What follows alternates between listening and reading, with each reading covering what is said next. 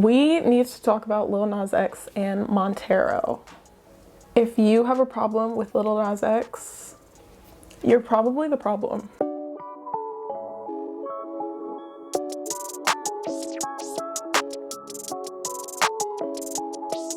What's up? It's your girl Serena Marie, and Montero is now one of my favorite albums.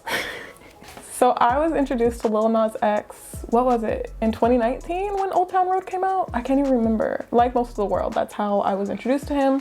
And at the time I was working with preschool students, and you know, everyone, the kids loved it. The children loved it, and so did I. But once Montero came out, Call Me By Your Name, and Industry Baby, I didn't listen to those. Like, I had enough. I was like, okay, if it's just pop singles we're putting out, I don't really need that in my life. Somebody else can have it.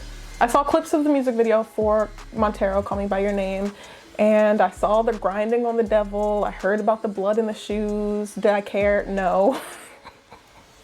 But people were mad. Industry Baby, I didn't have any interest in.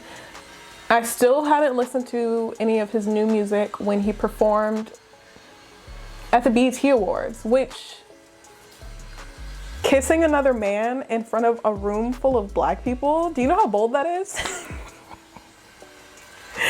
Homophobia in the black community is real. We all know this. And I couldn't be more proud.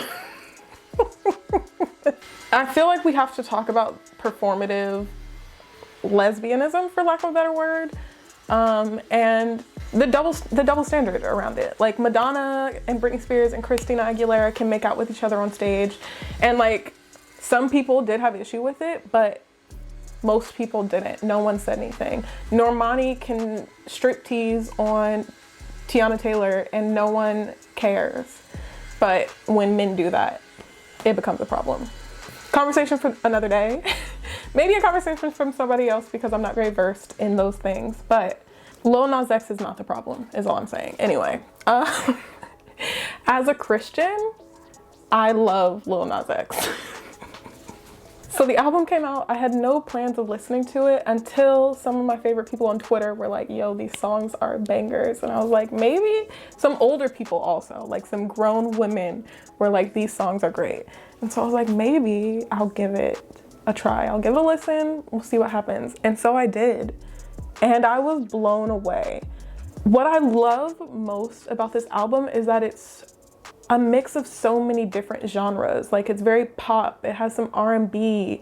It has some like Avril Lavigne rock vibes. Like, I fuck with this album.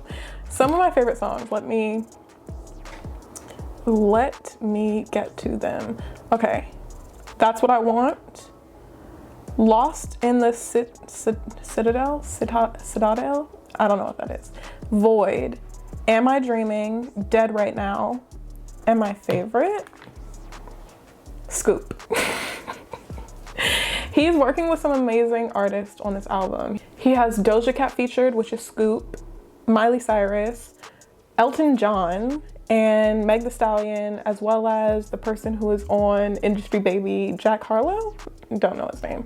And I'm pleasantly surprised. I think everyone should listen to this album. When I think about how much Lil Nas X has accomplished in, 2 years since Old Town Road came out, it makes me emotional, especially being an out gay man, being very vocal about his identity in his songs. He is very, very clearly singing about a man. He's singing about being a top. Like,